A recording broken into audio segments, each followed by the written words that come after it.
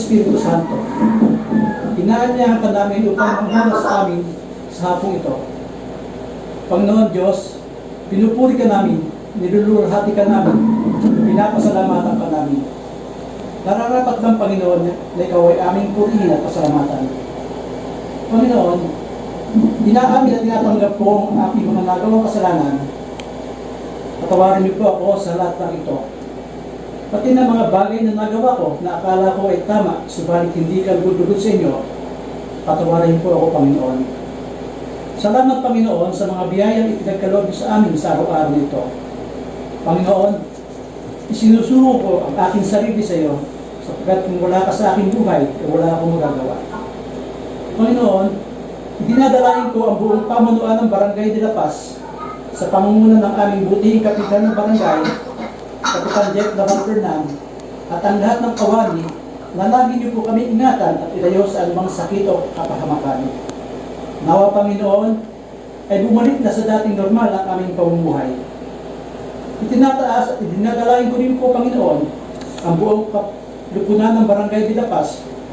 Lagi po sana namin sa isip at taglayin ang mga katangian ng isang mabuting lupon tagapamayapa, na bukas ang isipan sa anumang bagay, na may kakayahang harapin ang anumang uri ng suliranin, kakayahang umakma sa batabang uri ng sitwasyon, maging matapat at may dangal, maging maingat sa aming pananalita, pagkawalang kinikilingan, patas at makatarungan, matiyaga o mapagpasensya sa tumina, at magkaroon ng tiwala sa aming sarili.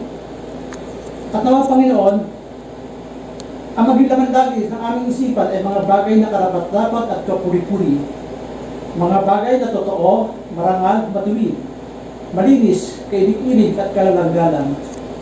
Lahat ng ito ay hinihiling ko sa pangalan ni Jesus na aking Panginoon at Tagapagligtas. Amen. So, muli, magandang hapon sa inyo. Naroon na tayo sa tulad ng aking nabanggit sa inyo, ang virtual meeting na ito ay ginawa kong 3 bahagi. Ang unang bahagi ay nagtataglay ng pangyayari nung kami mag-usap ni Kap, kasama na rin dito si Mr. Rapi. At ang pangalawang bahagi ay ang pagbibigay ko ng kasagutan sa mga katanungan, komento o suwestyon na inyong ipinost o inilahat sa ating GC na exclusive upper and lower lupons. Lahat ng kasagutan dito ay manggagaling lamang sa aming pag-usapan ni Kap at ni Mr. Rapi. At ang muli o ikatlong bahagi ay open forum.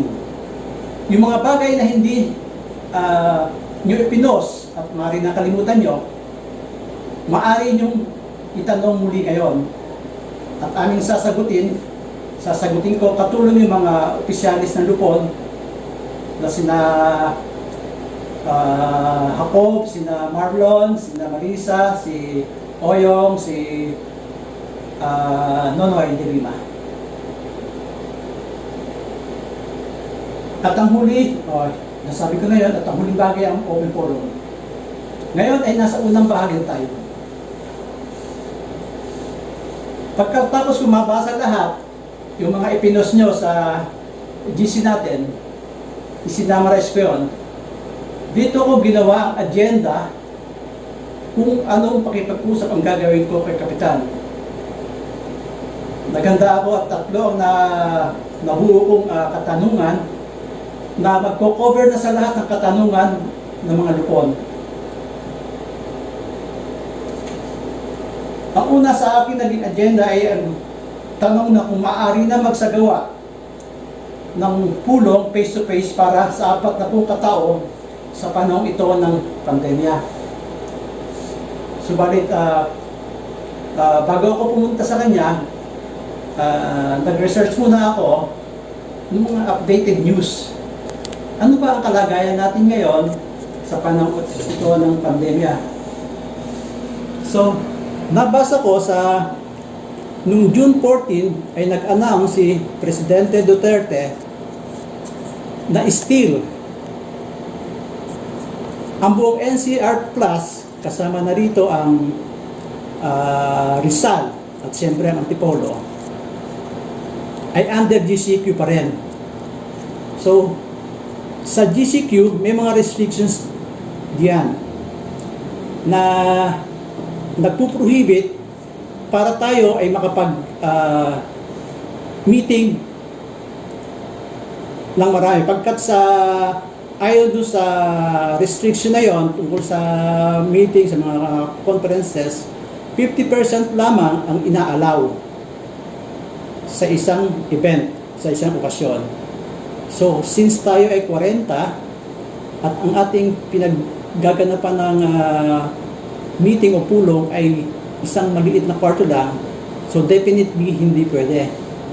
So, binanggit ko yan kay Kapitan Jab. Nung tanungin ko siya kung pwede o hindi pwede, sinabi agad niya na hindi pwede.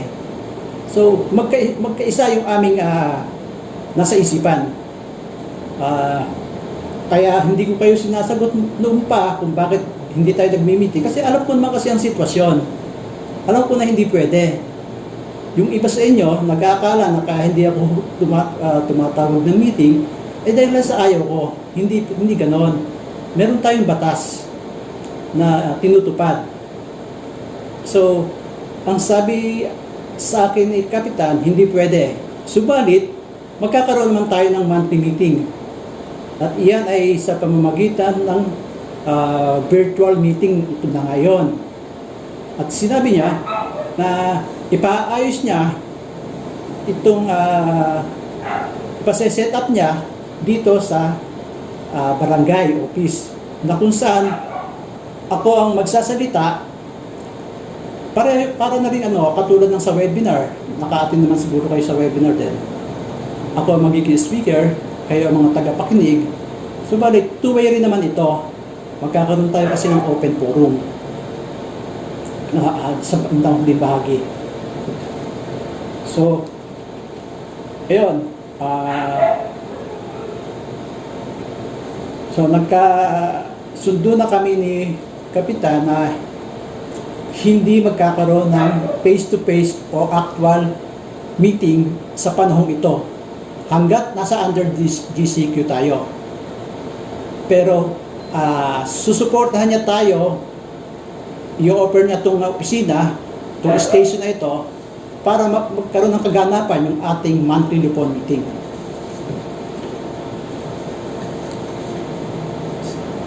Ang pangalawang katanungan na ang pangalawang agenda na binigay ko sa kanya ay yung pagre-render ng 8 oras na trabaho maghapon. Nagpaliwanag ako Kap na marami sa mga Lupon ang umuuwi at isa na ako ron. Inaamin ko, isa na ako ron na umuuwi pagkatapos ng hearing. Subalit, wala naman kasing hearing, wala nang kasunod na hearing, at wala nang gagawin sa opisina. Ang punto ko doon, sa edad ko itong 70, umiiwas ako sa exposure. Pangalawa na lang yun, kasi ang unang dahilan ko, anong gagawin ko sa opisina? So, marami ang gumagawa nito na nagsisiuwi dahil wala nang gagawin sa opisina. Ang sagot ni Kap, hindi naman siya against sa pag-uwi. Pinahihintulutan niya ang sinumang Lupon na umuwi kahit hindi mag-render ng 8 hours a day. Pinahihintulutan niya ito. Subalit, meron siyang sinabi na, subalit, obligado ang sinumang Lupon na bumalik sa opisina just in case nakakailanganin siyang muli. Kung merong Lupon issues o kailangan ng Lupon presence, kailangan niyang bumalik kung maski na siya nasa bahay pa.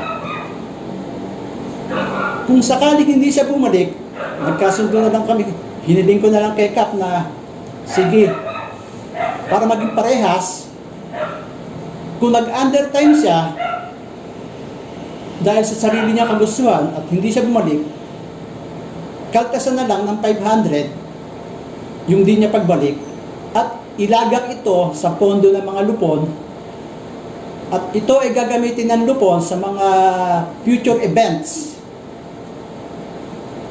So, ito ang nakikita kong parehas naman, parehas sa atin dahil hindi man tayo nag-render ng 8 oras at parehas naman sa dito sa opisina. So, iyon ang pangalawang agenda na napag-usapan namin.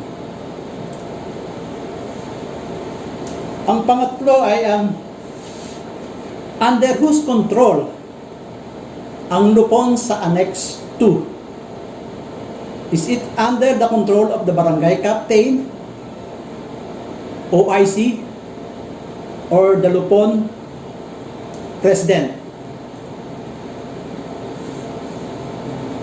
Sinabi ko sa kay Kap na definitely ang Annex 2 ay directly under sa barangay captain. Lahat tayo, maski sino sa atin dito, under tayo sa control ni Captain Jeff Naval Fernan. At iyan naman, kaya under the control din ng lupon president sapagkat ang lupon president katulong ang mga opisyalis ng lupon ay gumawa ng internal rules and regulation para sa buong miyembro ng lupon. Ibig sabihin, kailangan sumunod ng mga lupon sa lupon president. May control din siya. Wala akong makitang dahilan para siya ay maging under the control ng OIC.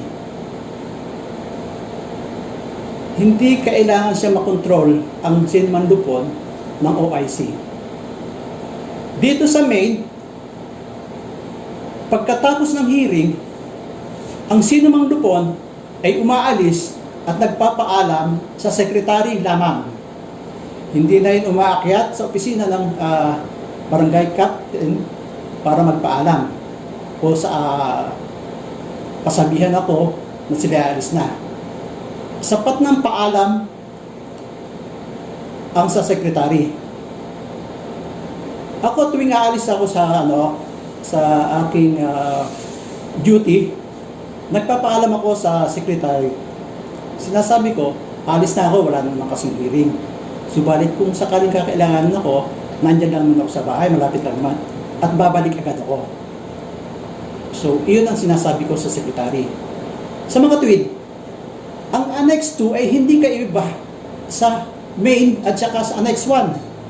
Sa secretary lamang, sapat na siya magpaalam. Hindi niya kailangang magpaalam sa OIC. Na may nabanggit na parang nagseselos o parang ba't hindi nagpapaalam sa OIC? Josephine, dating Ginoo. Ang tanong niya, meron ba tayong monthly lupon meeting ngayong Sabado, June 26, 2021? So, tulad nga ng nasabi ko, meron tayong monthly lupon meeting at yan nga ay ginagawa na natin ngayon sa kasalukuyan. Subalit hindi nga lang face-to-face, hindi actual meeting, dahilan nga sa hindi pa tayo pwedeng mag-meeting ng actual o face-to-face dahil restricted po tayo sa ganung bagay. At sinabi nga ni Kapitan na magkakaroon tayo ng in-offer niya nga itong station na ito para magkaroon tayo ng pag-uusap. So, Josie, thank you doon sa katanungan mo. meron tayong meeting pero bilang virtual meeting. Pangalawang katanungan o suggestion ay galing kay Lupon Nonoy de Lima. Sabi niya, suggest ko lang na sana makausap ni Lupon President si Kapitan Jeff tungkol sa concern ng Annex 2. At ang sagot ko dito ay done. Nag-usap na kami ni Kapitan Jeff tungkol sa mga hinaing ng Lupon sa Annex 2. At yan ay i-elaborate ko pag nagtanong yung Lupon sa Annex 2 mismo.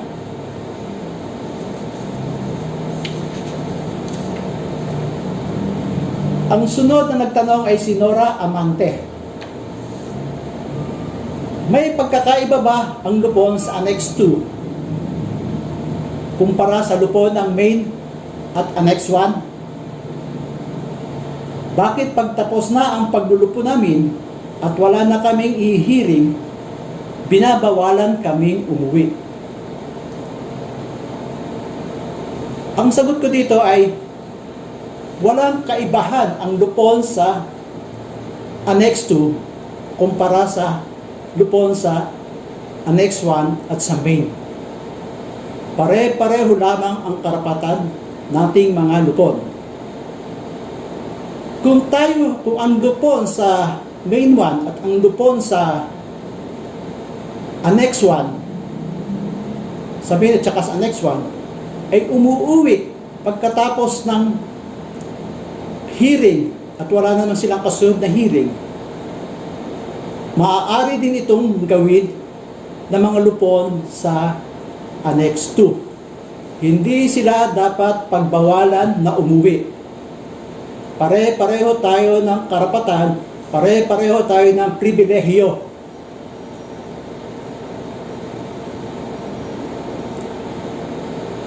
Yung sinasabi na bakit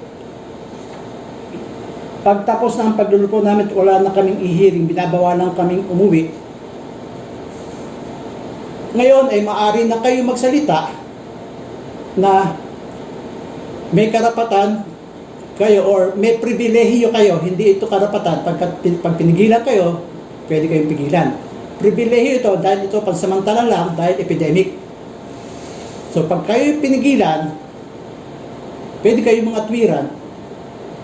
Yung pribilehiyo ito ay para sa lahat ng kalupunan. Hindi lang para sa Annex 1 at sa Main Lupon.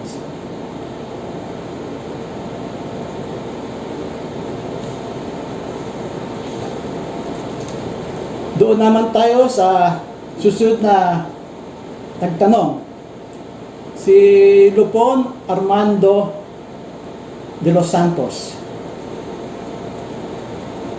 Ang tanong niya, dapat bang i-render ng buo ang 8 oras na duty during pandemic o pwedeng umuwi pag natapos na ang hearing?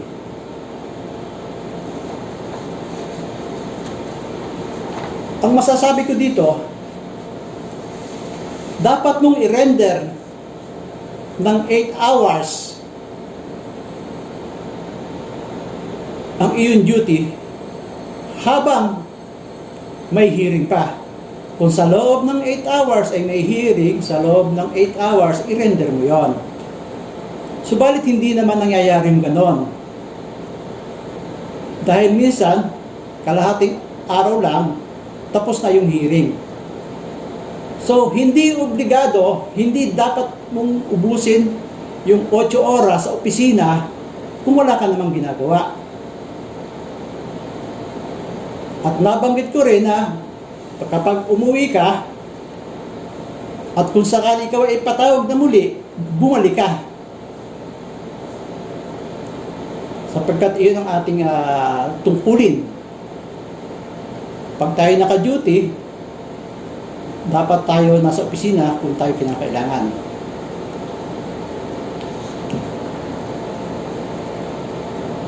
At tulad nga ng nasabi kanina, kung hindi babalik ang isang lupon sa opisina na sa kailangan, kakaltasan siya ng 500 pesos at iyon na ilalaga sa pondo ng lupon. Gagamitin ng lupon members pagdating sa hinaharap na mga events nila. Yun. So, ang susunod na katanungan ay galing naman kay Lupon Gertrudes Eraon. Suggest na sana magkaroon ng meeting ang lahat ng lupon para sa concern ng nakararami, dahil na ang concern ng lupon sa Annex 2. Mapapansin nyo rito na binabasa ko yung lahat ng mga katanungan nyo, sapagkat ayaw kong sabihin ng iba sa inyo na ba't hindi nabanggit yung pangalan nyo samantala nag-post din kayo. Kaya kung sakaling may maulit dito, iyon ay upang malaman niya, marinig niya na binanggit yung kanyang hinaing. Sinabi niya na suggest na sana magkaroon ng meeting ang lahat ng lupon para sa concern ng nakararami, lalo na ang concern ng lupon sa Annex 2. At ang sagot ko na lang dito, na hindi ko na kailangang ulitin, ay natalakay na natin at nasagot ang iyong katanungan. Para hindi na humaba, hindi ko na uulitin. Ang pangalawa niyang katanungan, mas maganda kung face-to-face ang meeting para masabi lahat ang concern. Oo nga't maganda ang mag-meeting ng face-to-face. Subalit sa panahon ngayon ng pandemic, hindi naman tayo pinahihintulutan na magkaroon ng actual face-to-face meeting. So, masatisfy na tayo sa ganitong klase ng pag-meeting na virtual meeting kaysa sa wala. Hindi natin pwedeng suwayin ang sinasabi ng batas dahil mapapahamak lang ang pamunuan ng Barangay de La Paz. At tungkol naman sa sinasabi mong concern na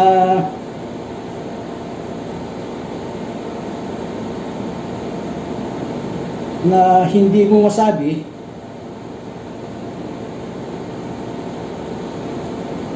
mas magandang perspective para masabi lahat ang concern.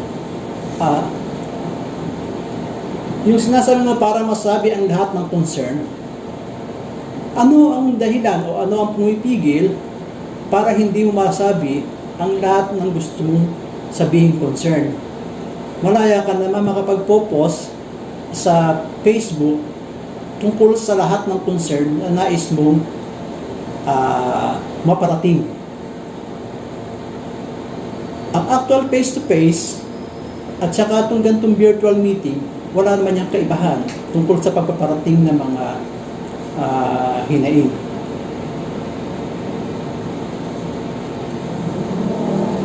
So, ang pangatlong katanungan ni Lupon Tudik ay suggest sa mga lupon officers na sana magkaroon ng rules para ipatupad nila at sana walang exemption. Lupa akong nahihiwagaan o hindi malinaw para sa akin kung anong rules ang ibig sabihin dito, na anong rules pa ang nais magkaroon para sa lupon. Dapat maging specific tayo. Kung natatandaan nyo, nung huli tayo magpulong, nung wala pang pandemic, nagpasa ako ng kopya sa bawat isang lupon tungkol sa internal rules and regulation. Ito ay nagtataglay ng mga rules, mga patakaran sa ating mga lupon. At nasabi ko rin na kung sa palagay nyo mayroon kayong nais idagdag sa mga rules na iyan, gawin nyo at sabihin sa aming mga lupon officers. Hindi ko alam kung binasa nyo ang mga kopya ng internal rules and regulation na ibigay ko sa inyo noon, kaya hindi nyo nalaman kung ano ang nilalaman nito. Meron akong 12 inilagay, o meron 12 inilagay ang mga DuPont officers na mga patakaran doon. Sa mga patakaran yon, kung nais yung basahin ko, babasahin ko. Total may oras, mahaba naman ang oras. Okay, mahaba pa na. Yung unang patakaran, sinasabi dito na walang spot hearing. Dapat dumaan sa normal na pamamaraan sa pagdinig ng kaso. Matapos mag-file ng reklamo, bibigyan sila ng schedule ng first hearing sa lalong madaling panahon. Pangalawang patakaran, huwag puntahan ang complainant o respondent sa kanilang bahay upang kausapin para maiwasan anumang isipin ng magkabilang panig. Pangatlo, bawal uminom ng anumang uri ng nakalalasing sa araw ng kanilang tungkulin. Pang-apat, huwag magpakita ng pagiging bias sa oras ng hearing. Lagi nating tandaan na tayo ay dapat nasa gitna lamang at ang layunin ay pagkasunduin ang magkabilang panig. Panglima, iwasan ang magpalitan ng magkakasalungat na opinyon sa harap ng complainant at respondent sa oras ng hearing. Pang-anim, huwag dominahin ng isang lupon ang pagsasalita sa kabuuan ng hearing. Bigyan ng pagkakataon ang ibang lupon na makibahagi sa usapan. Pambito, sa oras ng hearing, tanging 3 lupon lamang at ang sekretarya ang nasa loob ng hearing at wala nang iba pa. Pangwalo, huwag magtaas ng boses o pumukpok sa mesa kung tayo ay nagagalit. Kontrolin natin ang ating emosyon sa lahat ng sandali. Pangsiyam, iwasan kung kinakailangan na pumunta o bumisita sa lugar ng nabanggit na reklamo. Ito ay para na rin sa ating kaligtasan at kalusugan. Subalit, hindi natin pinipigilan ang sinumang lupon sa pagpunta kung kanilang kagustuhan para sa kaayusan at kalinawan ng kaso. Pang-10, gamitin natin na maayos ang oras sa pagdinig ng kaso. Ang 1 oras ay sapat na kung ang pag-uusapan na magkabilang panig ay naaayon lamang sa inirereklamo. Walang other business. Ang personal nilang alitan, iwag nating hayaang humalo sa pinag-uusapan dahil ito ang nagpapahaba. Panglabisa, magmasid ng katahimikan habang dinidinig ang kaso. At ang panghuli, pagkatapos ng pandinig ng kaso, payuhan ang magkabilang panig na lumabas agad sa opisina matapos nilang lagdaan ang kanilang pagdalo. So, ito ay nabanggit ko sa tanong na kung bakit na tayo ay gumawa ng rules. Maging specific tayo o maging malinaw tayo, anong klaseng rules pa ang nais nating idagdag dito. Ito ay matagal ko nang inilabas para basahin at pag-aralan. Para sa ating lahat ito, na kung sakaling may nais kayong idagdag para sa kapanan ng kalupunan, ay ating idagdag. Sapagkat kung may nasasabi tayo na tayo gumawa ng rules at dapat walang exemption, may kaunting hindi magandang impresyon sa pamunuan o sa mga opisyales ang salitang gumawa ng rules ng walang exemption. Parang ang ibig sabihin ito, walang ginawang rules o patakaran ang mga opisyales.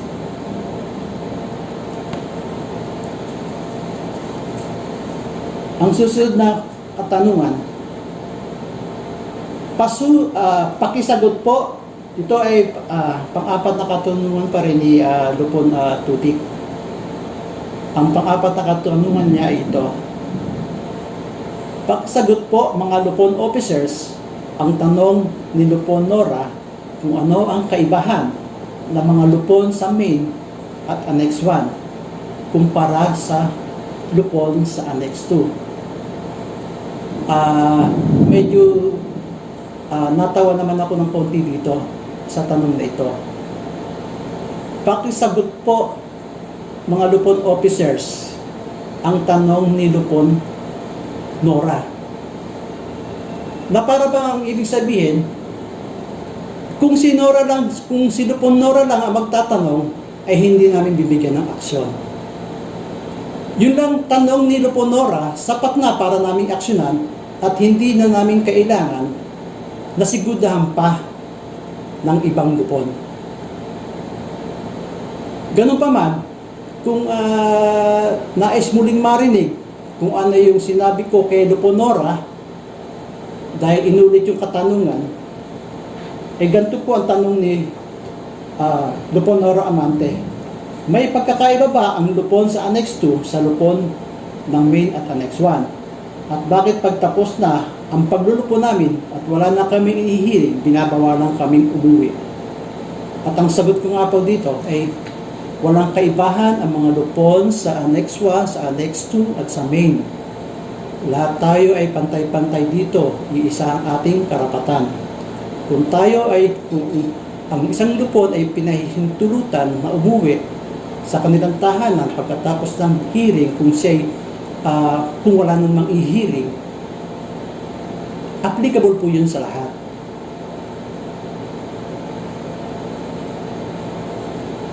Sana maging malinaw na yan. Tapos, bakit pinipigilan na umuwi? Hindi dapat niyang ginagawa yun. Kung sino man siyang pumipigil sa inyo, hindi niya dapat kayong pigilan. Ngayon, alam nyo na hindi kayo dapat pigilan, meron na kayong pagkakataon na magsabi na meron kayong pribilehiyo na umuwi. Uuwi kayo kung wala nang ginagawa, dahil sa umiiwas din kayo sa exposure sa epidemic. So sana Lupon Tutik, nasagot ko yung mga apat na katanungan na nagmula sa iyo. Ang sumunod na nagtanong ay si Lupon Estela Servano. Ang tanong ni Lupon Estela, Lupon President, about kay OIC, siya po ba ay may control sa Lupon?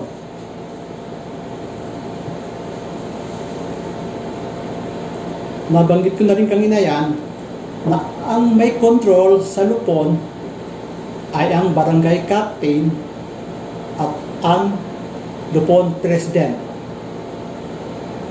Ibig lang nitong sabihin, ang OIC ay walang control sa Lupon sa Annex 2.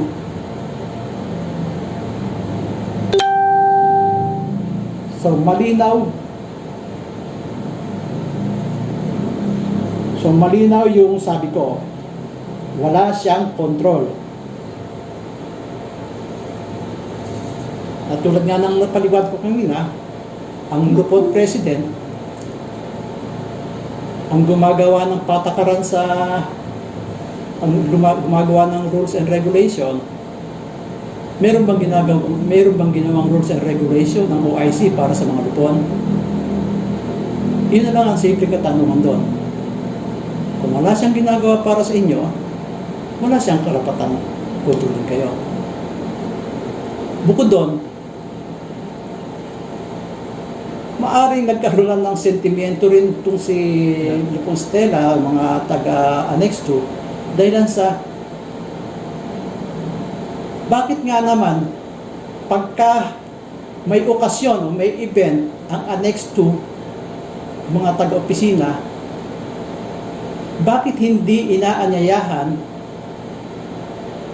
hindi pinasasabihan ang mga lupon? Ibig sabihin, parang hindi kayo kapamilya. Kung sila'y gumagawa, kung sila'y may mga event, may mga okasyon, bakit sila lang?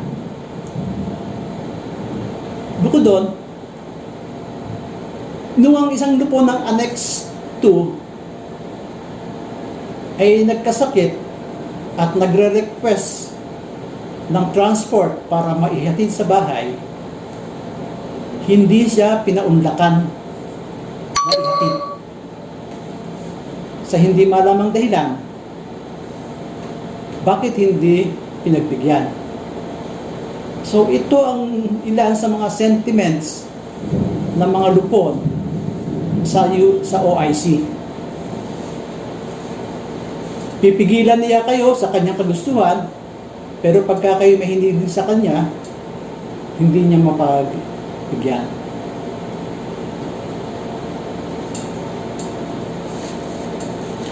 Ang huling katanungan dito ni Lupon Stella, dapat ba o hindi dapat sundin ang instruction dito sa Annex 2? May mga instructions na dapat sundin at may instructions naman na hindi dapat sundin. Halimbawa, yung tungkol nga sa pag-uwi, kayo ay may pribileho yung umuwi, kayo mga lupon sa Annex 2, kung sakaling tapos na ang inyong hearing at wala na kayong pasunod pang i-hearing. Kung sakaling kayo ay pigilan o harangin, pwede kayong sumuway sa pagpili sa inyo, sapagkat yun ay inyong pribilehiyo. Ngayon,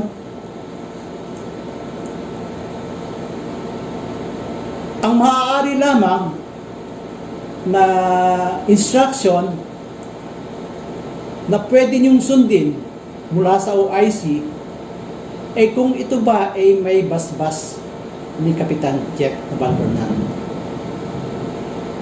Kung may signature siya na yun ay nanggaling sa kanya, natural, dapat nating sundin sapagkat si Kapitan na ang nag-i-instruct sa atin. May mga bagay na maaaring nire-request siya o ang OIC sa inyo. Ito ay nasa inyo ng pagpapasiya. Kung nais mo siyang sundin o suwayin. Kung ito naman ay hindi makabibigat para sa inyo na sundin yung kanyang sinasabi, sundin nyo na lang para maging maganda ang samahan.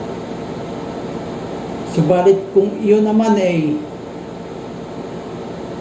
hindi ayon sa inyong kalooban, huwag nyo itong sundin. So, ang pagsunod sa instructions niya ay nasa sa inyo na rin. Nasa pag-unawa nyo na rin.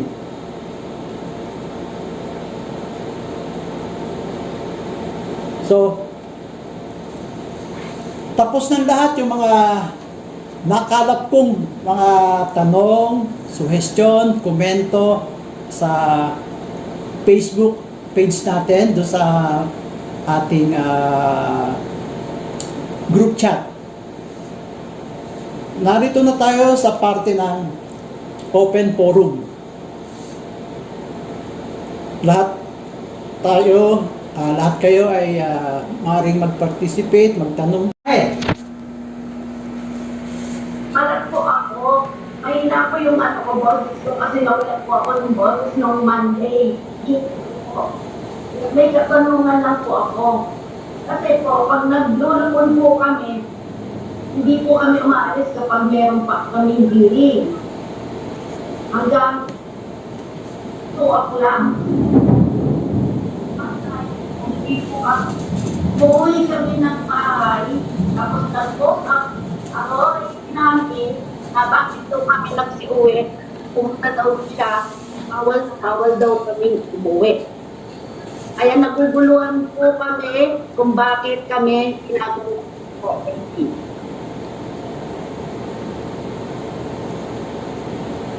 Pangalawa po, may sinabi po siya sa amin, hindi lang po sa akin, kay Lupon Armando, sabi niya po, bakit kailangan daw namin umuwi na sa isang linggo, isang beses lang naman daw, bakit daw hindi anuhin ang 8 hours, sayang daw ang ay manatili doon.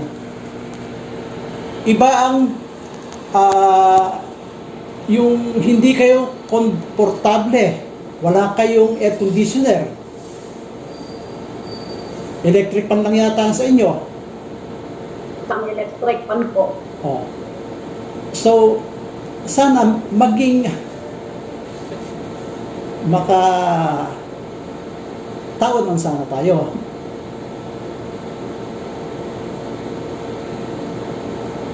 Ngayong narinig nyo na sa meeting na ito, ang lahat ng pinag-usapan namin ni Kapitan Jeff, kung sakaling kayo ay pagbawalan at pagalitan,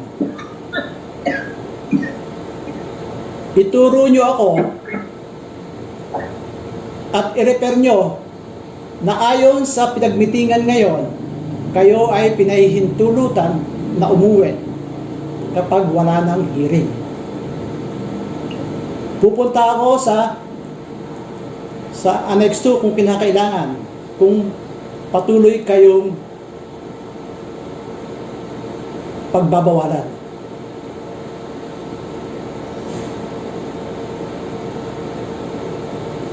Sumunod na katanungan, meron pa ba?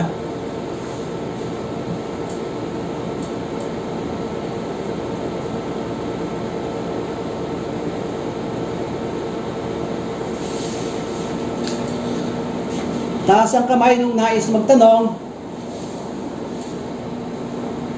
Lupon, pabukas niyo po yung mga camera nila. Pakibuksan niyo yung camera niyo, mga sarado daw.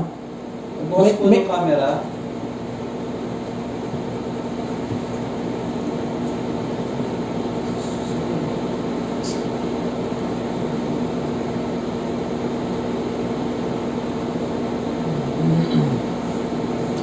Si Marlon, ayun. Sino pong susunod ng ayun? Ayun.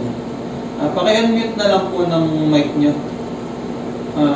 Lupon Pahardo. Ayan. Magandang hapon po, mga kasamang Lupon, Press. Yung sa akin po, bali, susog ko lang po ito sa itong pagmi-meeting natin. No? Ang tanong ko lang po ay kung papaano natin may pararating sa mga kasamang Lupon ito pong ating ginaganap na virtual meeting, kasi po yung iba, alam naman natin, medyo mahina din yung signal o hindi sila marunong din sa ganitong sistema pa. Ayan po, Chris. Meron akong ginawang summary nito, ibig sabihin yung aking mga guides para mag-conduct ng virtual meeting na ito. Iyon ay ipinost ko sa ating GC ng Lupon officers. Kung ano pinag-usapan natin dito, naroon yon. So maari kong i-repost doon para lahat ay makabasa noon. Alam ni... Okay po, maraming salamat. I think nabasa mo na rin yata yun. Para po sa kaalaman din ng iba na baka hindi pa nila nababasa. Hindi pa talaga kasi May isa pong press, may isa pong pinaparating si Lupon Armando. Sabi niya kasi baka hindi siya makapasok. Pinapatanong niya lang po, nagre-request siya na kung po pwede daw po, dahil mahaba na rin naman ang pagsasama ng mga lupon sa Annex 2, baka daw pwede na mag-request ng reshuffle ulit.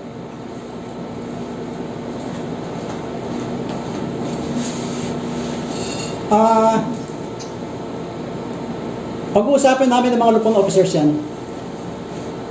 Dahil ayaw kong... Sige po. lupon officer ka rin eh. Opo. hindi, hindi kasi ito one-man decision. Kasi baka naman magkaroon tayo ng konting di pagkakaunawaan na may magsabi sa inyo na bakit si Pres lang? Oo nga po. Pero hindi ko kasi sure yung ibang kasamang lupon kung tatlo lang tayong officer ngayon na naka-online. Basta na, dalawin niyo yung ating group chat, pwede niyo i-presenta ron. Hindi kita mabibigyan Sige po. sa sagutan kasi kailangan mag-usap-usap tayo mga officers. Opo. Sige po. Pinaalam ko lang sa kanila yung request po ni Lupon Armando na nasabi ko po sa inyo kasi ang bilin niyo sa akin kanina, kung hindi daw po siya makakapasok, pakibanggit ko na lang sa inyo. Oo. Sabi mo sa kanya, nakarating sa akin at pag-uusapan natin. Opo, sige po. Maraming salamat po.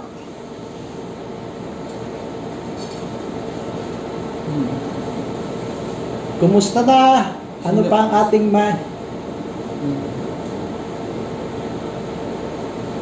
Si Lupon Marcelo po. Go ahead. Unmute na lang po ng Lupon, pa-unmute po. Okay na. Brett, sandali lang. Brett, katulad ng sinasabi ni Marlon, ni Lupon Marlon, na sinasabi ni Lupon Armando, na reshuffle, pwede sana kung nakumikisan ka dito sa lower, kasi napakalayo na ng after, kung yan pa kami makakaduty, yung malapit na lang ho dyan sana mag-reshuffle. Yun lang po.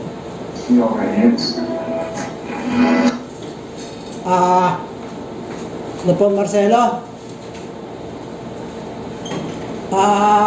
Apo, Medyo kasi malabo yung audio. So, yung inyong mga katanungan, pwede nyo ulit banggitin at i-post sa GC natin. Hindi ko masyadong naintindihan yung mga Yung ibang sinabi mic- mo eh. Yung ibang mic medyo malabo. sige. Ito. Ignore, sa GC na lang po. Medyo mahina po yung signal sa kanya. Kaya hindi ko medyo mahina po yung signal. Gano'n. Pero sa iba po malakas. Okay. May susunod po. May susunod. Susunod po na katanungan. Taas ang kamay nung susunod na magtatanong. Baka daw po kung po pwede, paki-open daw po yung mga camera. Susunod po magtatanong. Itaas lang po yung kamay nung yung nais magtanong. Ayun, si... Lupon Tricolor daw po. Okay. Lupon, pa-unmute po muna. Lupon, pa-unmute po muna. Hindi po kayo naririnig. Magandang hapon sa inyong lahat, mga lupon at press. Suggestion lang po ito, press. Suggestion ko lang po ito, kung maaari po, na sa pagdinig sa kaso, ay dapat na kung ano lang ang reklamo na nakasulat o sa laysay na nagreklamo, ayun lang ang dapat na i-focus sa pagdinig ng kaso, sa pag-mediate. Hindi yung karagdagan na reklamo. So, yun po. Okay. Lupon Lolita, nabanggit ko rin yan kanina doon sa ating mga rules and regulation na para mapaigsi, para hindi maging mahaba ang hearing o meeting, dapat kung ano lang yung complaint, Iyon lang ang dapat pag-usapan. Ang may control na kasi niyan ay ang lupon mismo. Kung hahayaan ng lupon na i-entertain yung mga bagay na hindi nakapaloob sa kanilang reklamo, ay hahaba talaga. Oo. So, ang ano niyan, ang may control, ang lupon mismo. Huwag niyong entertainin. Sabihin niyo, ang reklamo ay ito lang. Mukhang nalalayo tayo ng pinag-uusapan. Kasi mas lalo kayo hindi magkakaintindihan kung hahayaan yung lumayo dun sa talagang reklamo. Oh. So, lupon lumilas, ano yan, nasa lupunan, humahawak ng hilo mismo. Huwag niyong hayaan na pag-usapan niyo, huwag niyong ipagpatuloy. Kasi napapalayo at tumatagal yung ating pagdinig sa kanila kapag gano'n eh. Binibigyan kasi ng laya. Totoo po yun. Huwag niyong hayaang entertainin yung mga bagay na wala sa reklamo. Thank you po. Walang anuman.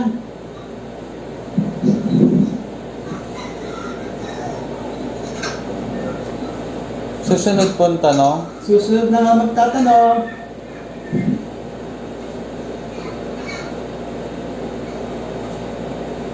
Sino po Pardo?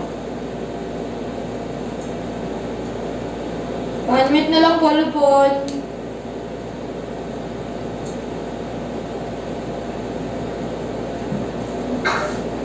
May dagdag na katanungan lang po ako.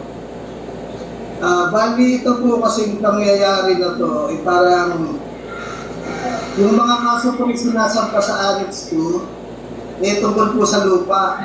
Sa inyo po naman, ito po kasing lugar ng Sipa din, may dumating na isang nagngangalang ni Pumuseno at lahat po ng kanyang mga lupa, napakante, may legal informal settler, kinukuha niya na po. Ngayon po, bali ang nangyayari, ito ni Pumuseno, lahat ng nakatira doon sa sinasabi ng lupa niya, pinapatawag niya sa lupon. At ang gusto niya po, ganito eh. Siyempre, ang usapang lupa, alam ko naman natin, hindi yan usapang panglupon. Ang payo ko po nga po sa mga kasama, ipadiretso nila kay Kap para sikap muna ang mausap dito sa mga taong to bago ibaba sa lupon. Ang nangyayari po, ang sabi ng Pumuseno, hindi niya na kailangang humarap kay Kapitan. Kung hindi, sa lupon na lang dahil ang kailangan niya ay CFA. Ang tanong ka po isa ron, paano naman kung pumasok siya sa mga taga rito ng halimbawa 20 persona, di ibig sabihin 20 din na CFA ang i-release ng Annex 2 dahil sa kaganyang gulustuhan. Hindi ba pwede po na mapayuhan siya na pagsama-samahin na lang itong kanyang mga nirereklamo at isang CFA na lang ang ibigay para sa kanya? Yun po.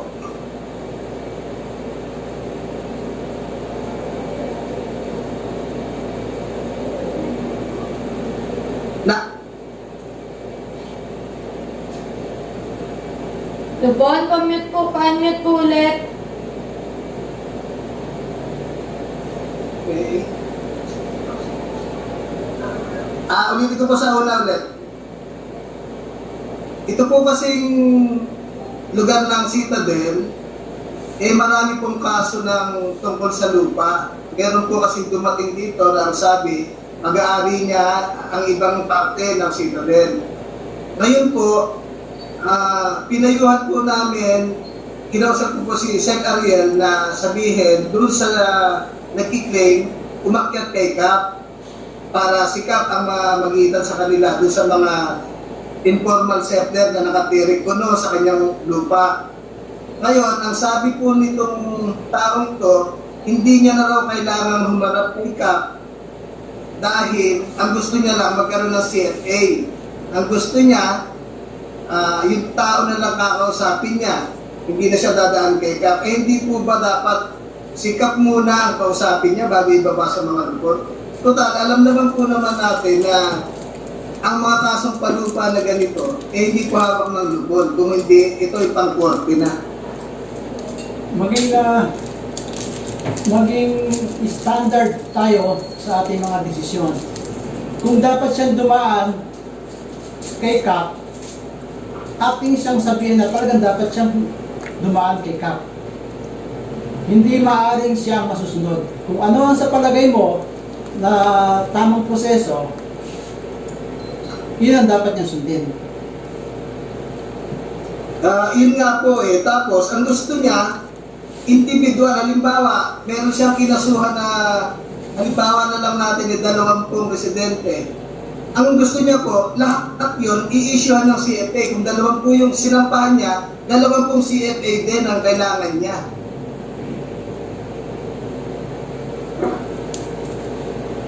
Ilang complaint yun? Depende, Ang nangyari nga, kasi ang nangyari nga po kasi, go ahead, Pres. ang CFA kasi per complaint yan. Kung isa ang complaint na ipinail, isang CFA din lamang ang dapat i-issue. Hindi pwedeng dalawang CFA sa isang complaint. So yung sinasabi niya, kailangan issuehan ng maraming CFA, hindi maaari yun kung iisa ang complaint na isinagawa. Bali po ganito kasi, yung pong lupa niya, dahil sa marami daw siyang lupa dito, lahat nung nakatira dito ng mga informal settler, pinadala niya nga po ng summon galing sa barangay. Pinayuhan nga po namin, sabi ko kay Sec Ariel, kausapin mo yung complainant, para pag nagbigay na CFA, ilagay na lang sa CFA yung lahat ng nakauukupa sa sinasabi niyang lupa niya, para isang sampahan na lang din siya sa korte. Ang gusto niya pa, individual, samantalang ang kaso lang naman, ang kaso, yung tungkol din sa lupa niya. Gusto niya pa individual lahat, bigyan ng CFA. Di po ba, ano lang naman natin yun? Kasi kawawa naman ng Alex to, ang dami CFA yung kukunin niya.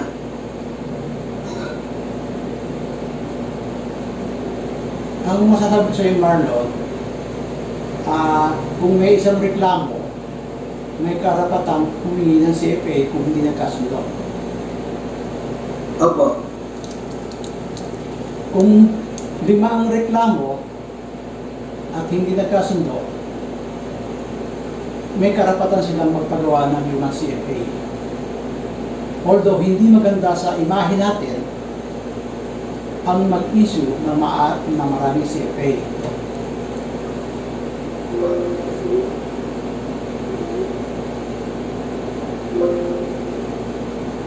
Kasi yung champion natin, yung lumot ako. Ganun, Marlon. Yun ang aking yun ang masasabi ko. Sige po, mas malinaw po siguro pagka sa meeting natin na officer, doon ko tatalakayin yung katanungan ko pa.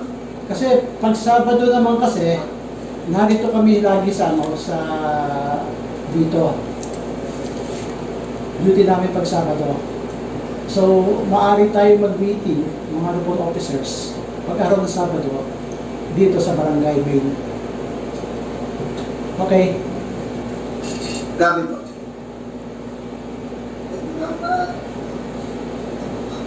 Kaway-kaway. Sino pang nais magtanong?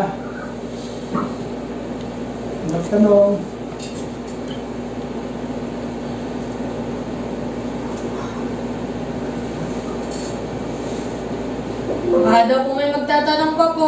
Ano, gusto niyo na magmerienda? Ha? Kung may magtatanong po, pwede pong i-unmute yung mic ninyo. Kung may magtatanong sa inyo, paki-unmute niyo yung inyong mic. I see. Ano daw pong merienda, papadala ko, Pres?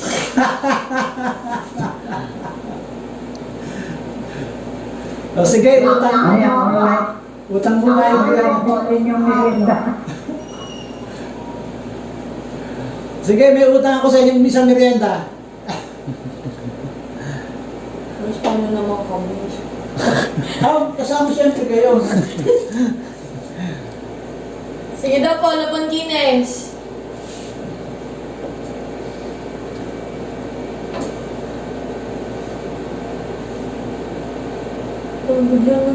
Wala na po. Cornelia, may katanungan?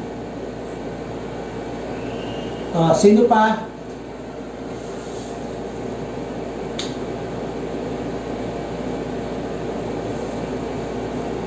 Baka daw po may magtatanong pa, pa-unmute na lang daw po.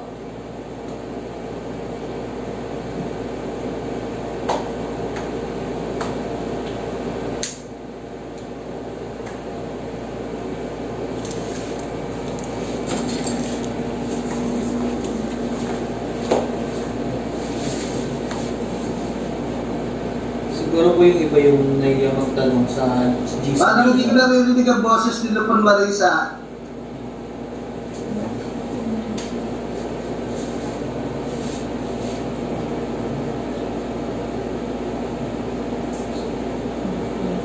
Wala po.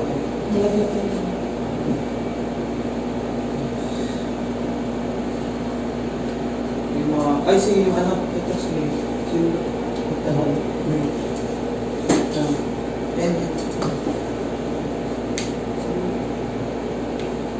Sige po, Lapon Guinness. Korum po ba tayo, Pres? Ha? Korum po tayo? Korum po tayo? Ilan tayo? ano ba? 14 po. 14. 14. 14. Jose? Oh, 14 lahat. hindi po valid. Hindi tayo korum eh. Hindi, bakit dyan? Kanina po yung 16. Kanina po. Kaya nga eh. Di na Hindi. Ang ano kasi dito, Hintayin ka. yung mga pinag-usapan natin, mahalaga yun. Meron tayong na solve na usapan. So, valid yun. Kasi yung mga pinag-usapan namin ni Cap at mga pinarating sa inyo, applicable lahat yun. At dapat na sundin.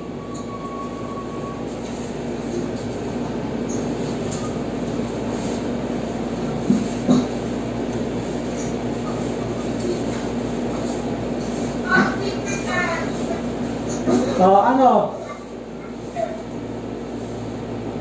Bayang magiliw? Kung wala kayo sasabihin, bayang magiliw Pres, tayo. susug lang po. Susug ako. Pres, susug ako. Oh. Pres. Susug ako. Sususog daw.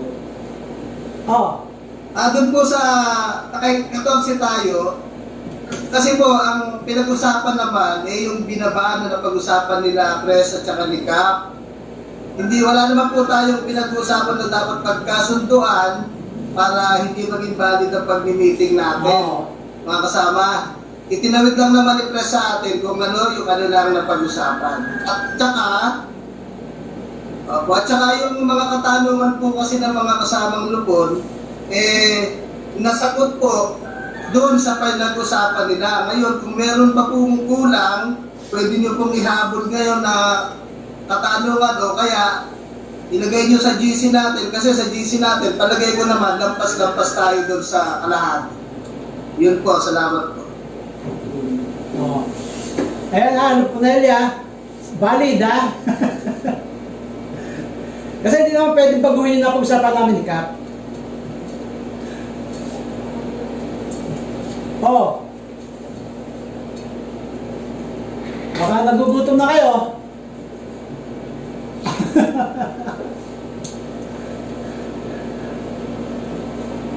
Pero sa Lower Citadel lang po, pahanap nyo si Lupon Marlon sa merienda.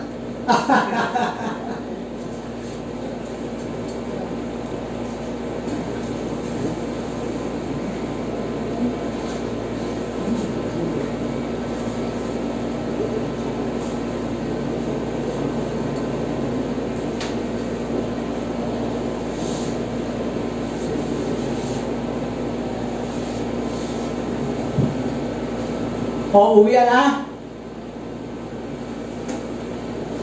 Siguro po yung... Ha? siguro po kung may mga susunod silang tanong sa GC niyo na lang po. Parang wala na po yata magtatanong, Pres eh. Siya Pwede na po, magbayad okay. mag-iliw. So, kung wala nang itatanong, pwede nyo naman Nag-retreat ano, na. pwede nyo ihabol sa GC. Yung mga concern nyo pa na hindi nabanggit dito, o suggestions, i-post nyo na lang sa GC. Tulad nung nangyaring mga pagpo-post dati. So, bye-bye!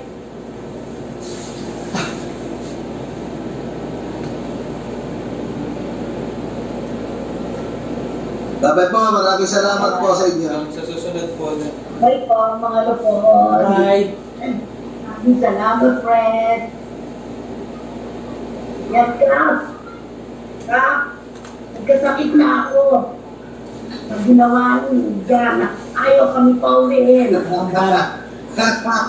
Isumbang mo yan, Lubonara, isumbang mo yan.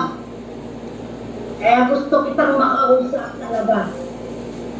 Hinihigaan na po ako talaga.